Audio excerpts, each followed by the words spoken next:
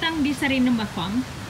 Teman-teman, seledri batang besar sesungguhnya tidak sering dikunjungi oleh hama atau jamur, tetapi dikarenakan musim penghujan yang tiada henti-hentinya ini membuat tanaman-tanaman ini jadi rentan. Untuk perawatan seledri batang besar, yang saya utamakan adalah prevention atau pencegahan. Ada 3 hal yang saya lakukan dalam merawat seledri batang besar dari segi pencegahan. Yang pertama adalah penyiraman dengan neem oil secara teratur. Saya menyiram neem oil 1 kali seminggu sejak tanaman sudah berumur 2 bulan. Lalu saya menambah menjadi 3-4 hari sekali ketika tanaman hendak bisa dipanen, yakni saat sudah berumur 4 bulan ke atas. Tindakan pencegahan kedua adalah dengan pemakaian kertas kuning yang penuh perekat. Dan pencegahan yang ketiga adalah dengan penggunaan tanaman tumbal atau trap crop.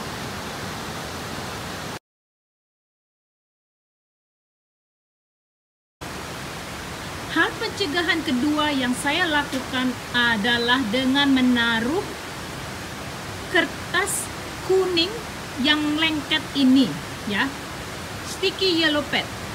Saya taruh di dekat di mana seledri batang besar saya berada.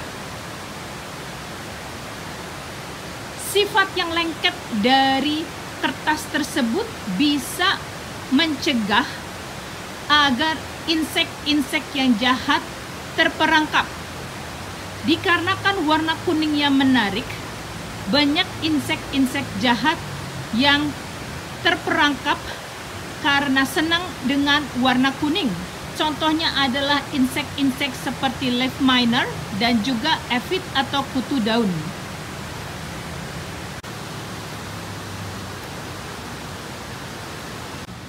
Pencegahan ketiga adalah dengan penggunaan tanaman tumbal atau trap crop, di mana saya sudah bikin videonya mengenai tanaman tumbal ini. Lihat teman-teman, pohon bayam yang dijadikan tumbal ini sudah habis dimakan oleh insek. Saya berterima kasih kepada tanaman bayam karena melindungi tanaman seledri batang besar saya. Ini adalah contoh busuk batang yang disebabkan oleh cendawan fusarium. Lihat teman-teman, yang bisa teman-teman lakukan adalah memotong batang yang terkena dan membiarkan sisanya. Biasanya saya langsung semprot dengan neem oil dan ekstrak bawang putih untuk sisanya, agar cendawan itu bisa berhenti dan sporanya mati semua. Bila belum terlalu besar teman-teman bisa memotong dan kemudian menyiram hidrogen peroksida, karena hidrogen peroksida bisa membunuh patogen-patogen yang ada di media tanam dan sekaligus menambah tambahan oksigen di dalam media tanam sehingga menambah kesegaran bagi tanaman seledri batang besar kita. Cairan hidrogen peroksida yang saya pakai teman-teman adalah yang memiliki komposisi 3% di dalam 1 botol. Ini 50 ml dari hidrogen peroksida 3%. Saya akan campurkan dengan air bersih sehingga perbandingannya menjadi 1:10. Sehingga air bersih dan hidrogen menjadi 500 ml.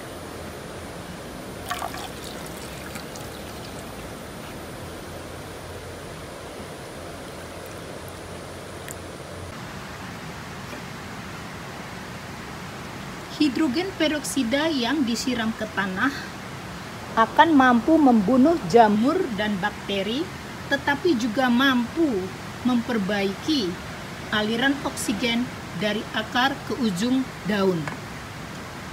Tolong jangan kena daunnya, teman-teman, karena cairan ini bisa membunuh atau bisa merusak daun-daun itu.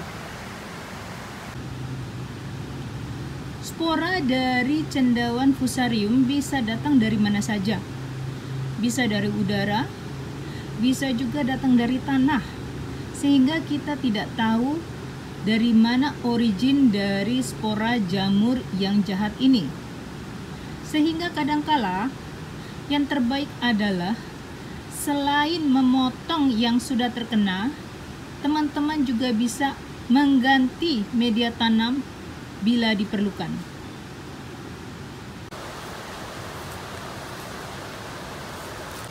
Bila kasus batang busuk seperti ini, teman-teman, ada beberapa, tidak hanya satu seperti yang saya tunjukkan sebelumnya, maka teman-teman bisa langsung memanen, membuang yang terkena, dan hanya mengkonsumsi yang masih bagus. Sementara ini adalah penyakit early blight yang disebabkan oleh cendawan septoria. Lihat teman-teman, daunnya sudah mengering, ujung-ujung daun yang kemudian akan merambat sampai ke tengah. Dan ini bisa menulari teman-teman di sekitarnya, sehingga sekali lagi harus dipisahkan dari kumpulan dan kemudian dipotong langsung. Setelah itu disemprot dengan neem oil dan juga ekstrak bawang putih dan ekstrak cabai. Teman-teman bisa menyemprot setiap 3 hari sekali bila diperlukan sampai gejala ini hilang. Bila tidak hilang, tidak ada jalan lain selain memanen early, memanen dengan cepat. Sedangkan daun yang mengkeriting ini disebabkan oleh kutu daun atau aphids. Teman-teman lihat, membuat daun menjadi keriting.